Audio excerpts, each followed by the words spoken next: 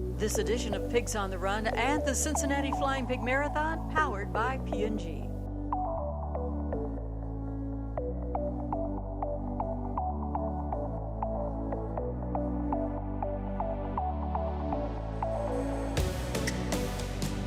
Hello, everybody, and welcome to Pigs on the Run from PigWorks and the Cincinnati Flying Pig Marathon, powered by P&G. I'm Betsy Ross, and today we are talking with two-time and our defending Flying Pig Marathon champion, Jack Randall. Jack, how are you today? I'm great. Thanks for having me on. Oh, well, thank you. As I say, you are the two-time champion, one in 2017 and then again in 2019. And of course, now that we've switched to virtual, you will be the defending champion when we come back in 2021. So what did the first time around, let's talk about that first. What did the first time around winning the Flying Pig, what did that mean to you in your running? Sure. The first time around, I had just finished college at University of Cincinnati, finished my career on the running club with them, and was really looking for what my next step was in terms of my running career and, where I could see myself going within the sport itself. So I think that the first win for me was just really affirmation that, this is going to be a lifelong thing for me. It was, I was done competing on a team.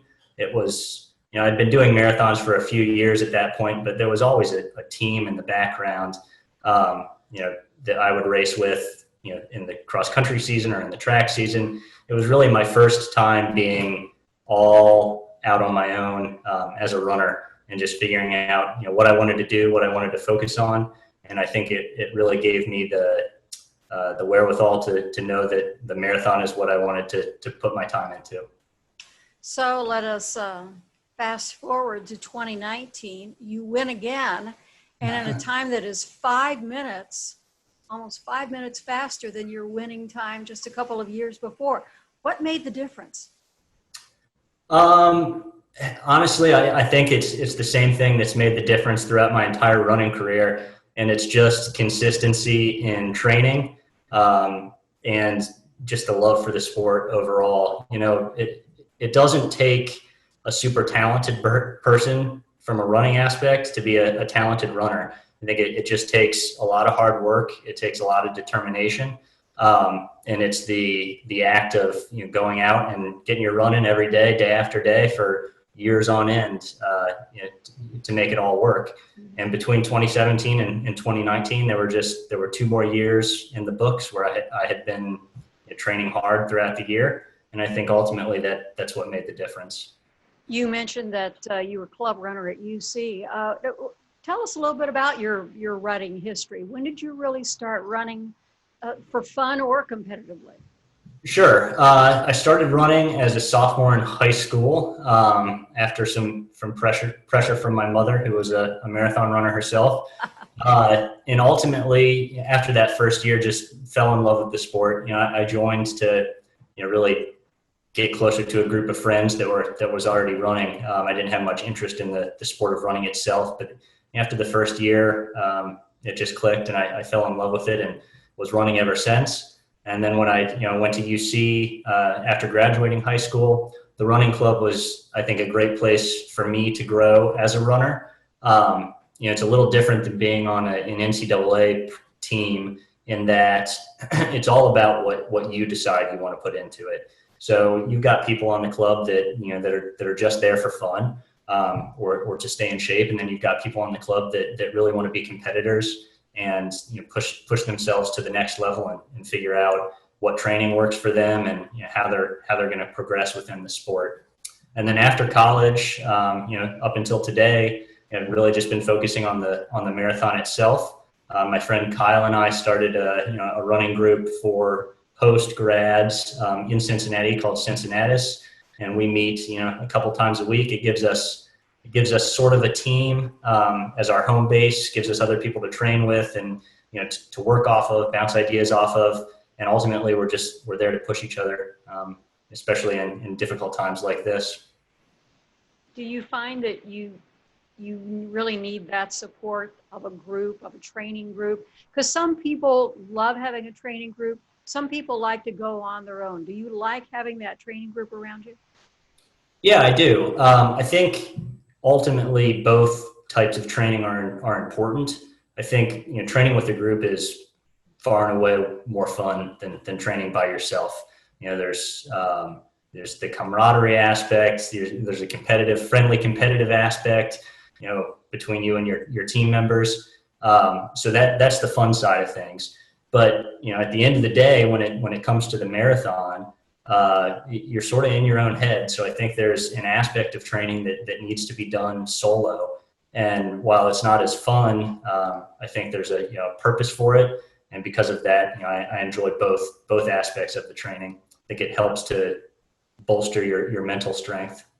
So last we saw you were winning the Bachfest 5K this year. Little did we know that would be the last organized running event that we would see here for a while. How has all this changed your running strategy or your running habits? You mentioned about the running group that you're with. Yep. Without having a real non-virtual event to kind of peak for, how has that changed how you run? Yeah. So after Bachfest, none of this had really started yet. So I was still building towards the pig. And I was building towards the pig until the announcement that it had been initially postponed until October. And, when that announcement came out, I was actually fairly excited. I like fall marathons because I get to train through the heat in the summer, and then it feels much cooler when race day actually comes. But I sort of just dropped my mileage back a little bit. When the week the announcement came out, I was doing a little over 100 miles a week, and just really trying to build my fitness towards the pig in May. And when that announcement came out, I sort of dropped back to what I consider my base building phase, which is 70 to 80 miles a week typically. Just through trial and error throughout the years. That's the toll that I feel my body can take repeatedly, and still maintain fitness and not get injured. So I sort of dropped back and was planning on waiting until midsummer to start my build up again. With everything canceling now, all the races, there probably won't be a chance to race in the fall. I'm thinking I'm probably just going to stick to my base mileage between 70 and 80, and ultimately all of this is for fun. So the real thing that you're trying to keep in the front of mind is it's just for fun. So if there's a day that you don't feel like you're training so hard, then don't, because there's not a race coming up. But I think it's important to hold yourself accountable, especially if you want to maintain fitness through this period, to make sure you get out the door every day, because this will last a while, but it's not going to last forever. We will be racing again. And when the time comes, hopefully everybody's still in shape.